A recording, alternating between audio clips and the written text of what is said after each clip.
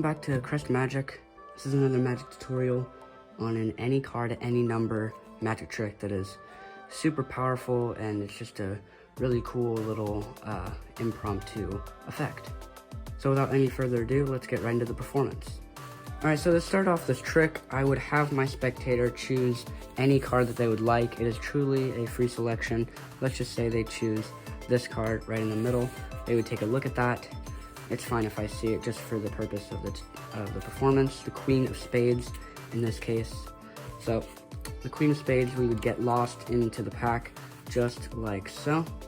And then we could give the cards a few cuts like that, right? Now their card is lost, but we could give it a shuffle as well. Right?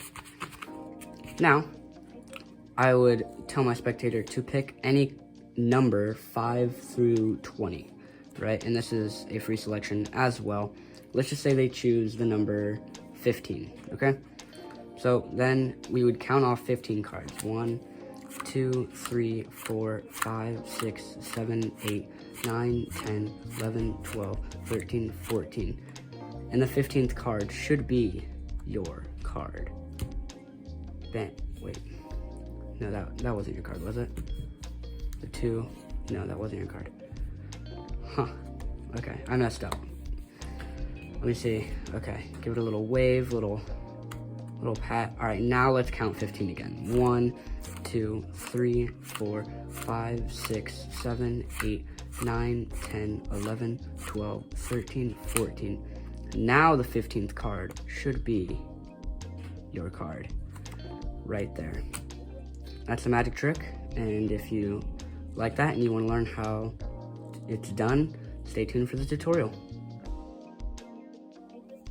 Alright, so this trick is very easy to do, impromptu, and is really fooling and super cool for the spectator. So what you're going to need to do at the beginning is have them pick a card, obviously, and this is a free selection. Once they take a look at their card, the 5 of Spades, then you're going to force it to the top any way that you want. If you know a lot of forces, I'll leave a link to a forces video that I posted a while back that teaches you a bunch of controls and forces. But what I did in the performance was a double undercut. It's super easy, I'll just teach it to you right now. Take the card, once they've looked at it, remembered it, 5 of Spades, you're gonna put it about 2/3 of the way down of the deck, and you're gonna push it in until there's about an inch left, and then you're going to bend, you're gonna push down with your thumb, leaving a bend, which will give you a thumb break right there to where their card is, okay? And once you do that, you can put your pinky in there. So transfer from a thumb break to a pinky break.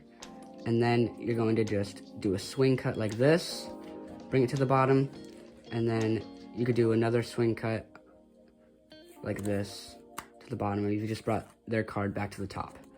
But to the spectator, it just looks like you cut the cards. And then you can shuffle, just maintaining that top card like so.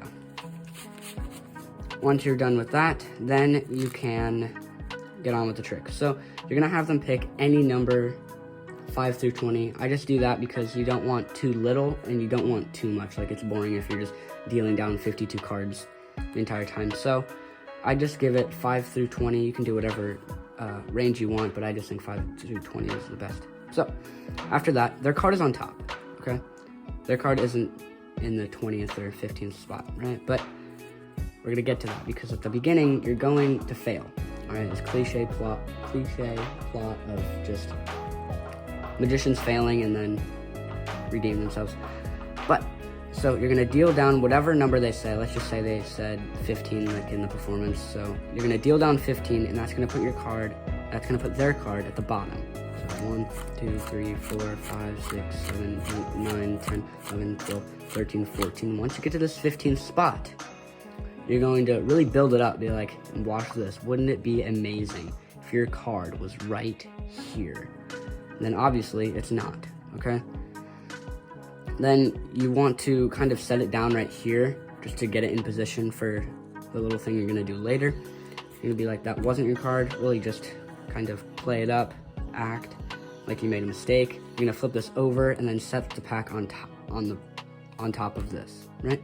What you've just done is put their card in the 15th position. So now their card is in the 15th position because you reverse the cards by dealing them down. But no spectator really pays any attention to how you reverse them by dealing them down. They just think you deal them down, messed up, and then you put them back on top, right? So now it's in the 15th position. So if I did have a spectator here, I would hand it over to them. I would give them the deck and be like, well, obviously I failed, but maybe you won't. So you're gonna give it to the spectator and say, maybe you won't fail. And then you're gonna have them deal 15 cards. And it'll be crazy when they deal 15 cards, 3, 4, 5, 6, 7, 8, 9, 10, 11, 12, 13, 14. And when they flip the 15th card, your card, their card is right there. It's just super powerful, and it's amazing. Another thing that I like to do is when their card is in the 15th position, when you just messed up and you put the cards back on top, you can do some false cuts, right? Which I'll leave a link right in the description that teaches you false cuts, but you can just give it a few false cuts like so, kind of changing up the deck, and then you're like, well, now you try. Something like that, and then they get the revelation as well of their card being 15th from the top. So that's about it for this trick. It's super easy, super great. I perform it all the time. It's really easy, and I hope you enjoyed this tutorial. I'll see you in the next Crest Magic video. Peace out.